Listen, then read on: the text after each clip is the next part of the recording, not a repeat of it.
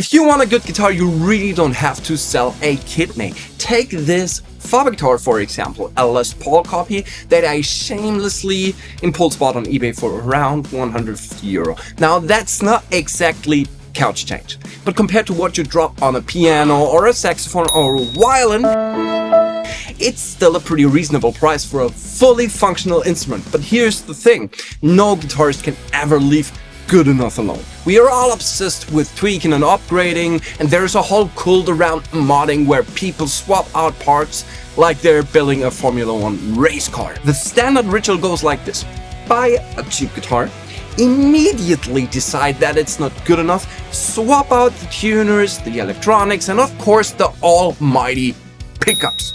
And every time I see this, I'm like, alright, tuners, I get it, you want your guitar actually to stay in tune. Electronics, fair enough, maybe you want smoother volume control or less noise, but pickups?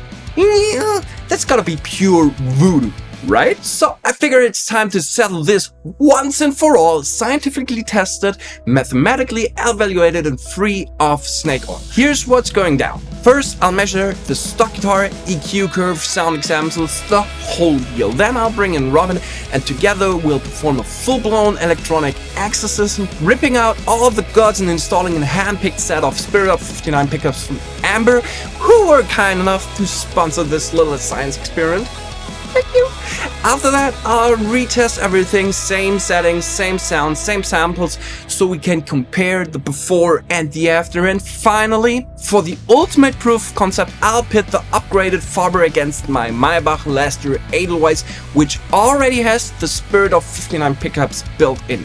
That way we can empirically determine whether the new pickups truly transform your tone or sound, or if it's just another case of guitarists throwing money at a problem that never existed.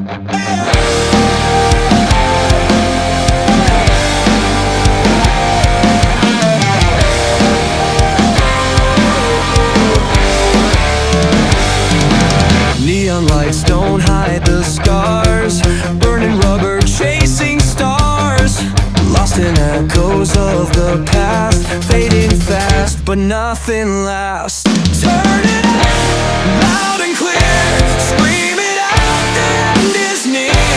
Feel the beat inside your bones, let the blood take us home. Flicker over a dying flame. Alright, we're back from the great pickup transplant, and it's time to put this thing under the microscope. I've recorded the guitars again, so let's do a proper A/B check. How does it sound now compared to before? And of course, how does it stack up against the Maybach Lester?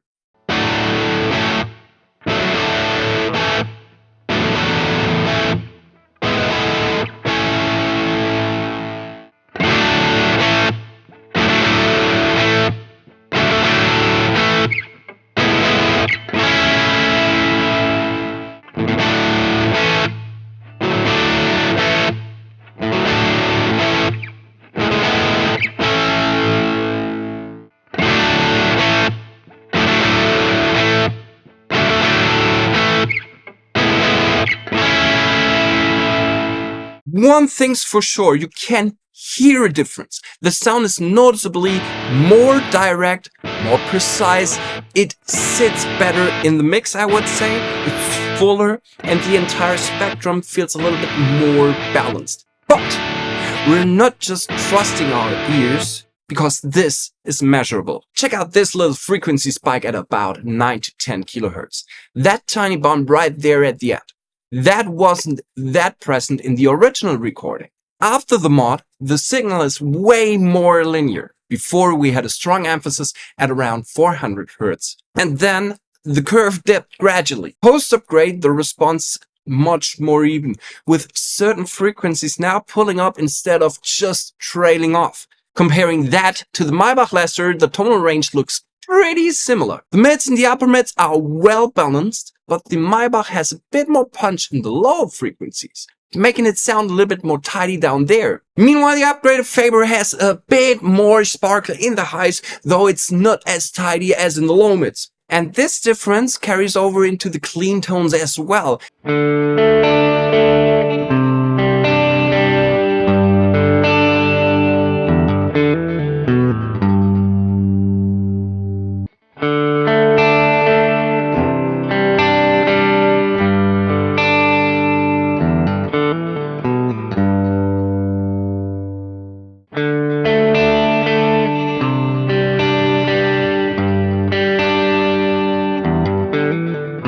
The upgraded Faber is noticeably brighter and more dynamic compared to the Maybach.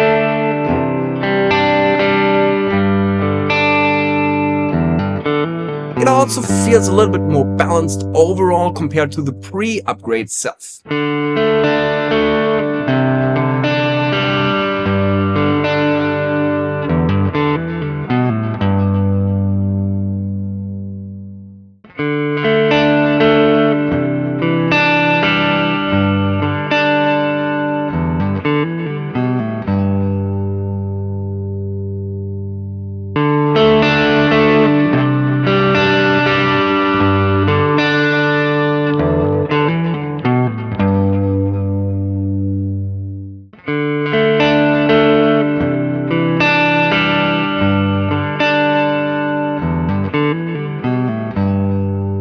Let's take another look at the frequency spectrum. The rebuilt Faber again shows clear deflections in the mid and the high frequencies. The transients are very narrow and thus again show a clearly differentiated image in the high frequencies.